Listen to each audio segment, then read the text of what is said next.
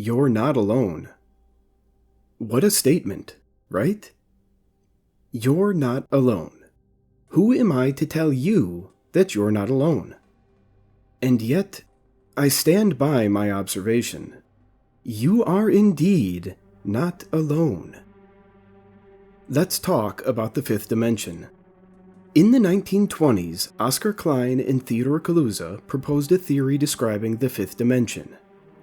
I'm not going to get too deep into it here. However, to make things simple, you can think of it like this. Oscar Klein figured that light was something that occurred more in the fifth dimension, and what we saw of it was more of a diluted version. Think of it like when you swim underwater in a pool, and there are ripples on the still surface. You'd perceive the ripples as shadows, rather than the ripples they actually were. This is how Klein thought of light, having the majority of it occur in the fifth dimension. If that doesn't do it for you, then may I suggest reading Edward Abbott's 1844 novel, Flatland. It's a short read, but I understand it may be asking too much for a simple YouTube video. So, how about this? Place a shot glass on the table in front of you. Doesn't matter where. Now tightly close one eye, shake your left hand for 3 seconds, extend your pointer finger only, and try to quickly put it into the center of the shot glass without touching the sides. Hard. Now try it with both eyes open. Easy, right? One eye shut leaves you seeing things two-dimensionally, ruining your depth perception. This example shows you how a simple change can impact the dimensions you've spent your whole life understanding. Now try thinking of a color you've never seen before. Try imagining how a flower of the same color would smell. You can't. That's the fifth dimension.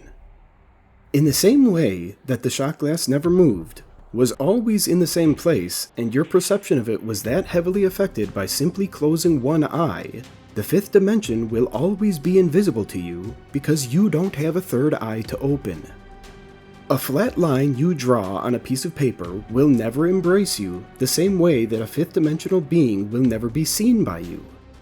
These two things exist on different planes. All of this to simply say, you are not alone. Now please understand, I'm not saying you are in danger, not physically anyways, but the implications are rather disturbing. Anything and everything you do, no matter how mundane, has an audience. Beings incomprehensible to you are watching your every move, your every step, silently observing your life without you ever feeling their eyes on you. You might ask, how can this be?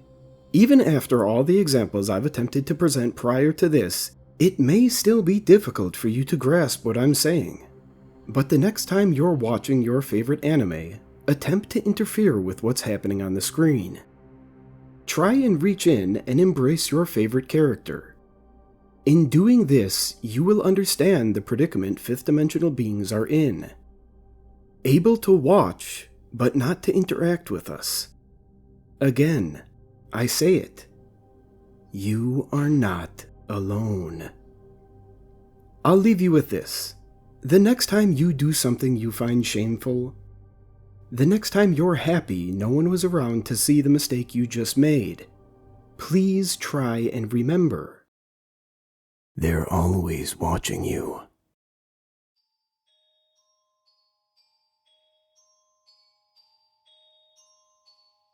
Have you ever been walking down the street and suddenly felt that odd tingle on the back of your neck?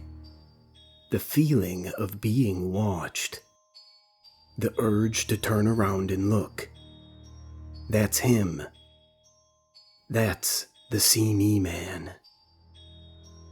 And if you don't want the only thing left of you to be a pair of lowly eyeballs on a desolate street, whatever you do, don't turn around. It doesn't happen to everyone, and even those susceptible to it will almost never experience it. But if you draw the short straw twice in a row, just remember this saying. The see-me man saw me, but I should never see him. It's hard to explain exactly what the see-me man is, as no one alive has ever seen him, obviously.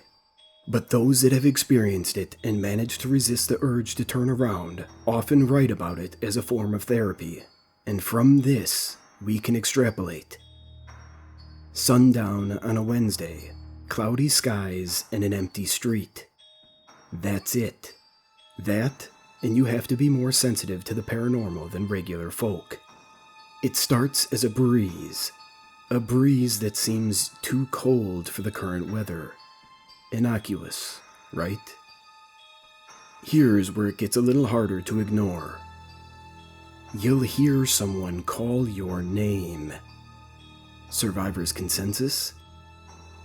It always sounds like it's coming from the entrance of the street you're on, whether that's 1 foot behind you or 100.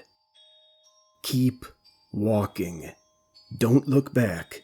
Don't run. He likes to chase runners. And people being chased always look back. Have you ever heard a big dog walk on a tile floor? The way its nails click heavily with every step. The distinct sound of 4 legs. The patient yet fixed speed and determination that carries it forward.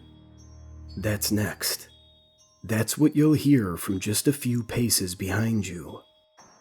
Don't look back. He's not going to catch up with you. Never. But if you look back, if you run, then he acts accordingly. Next, that cool breeze you first felt is replaced by stillness. It will radiate from you like an aura of nothingness. You and the see-me man are all that is. That's the best description I can gather from my readings. Here's where the final test comes. A single, long, disjointed bony finger will gently tap you on the shoulder and ask, "Do you see me?" Do you remember the saying from the beginning, dear readers? Because the see-me man waits for only one response. The see-me man saw me, but I should never see him. The see-me man saw me, but I should never see him. The see-me man saw me, but I should never see him. The see-me man saw me, but I should never see him.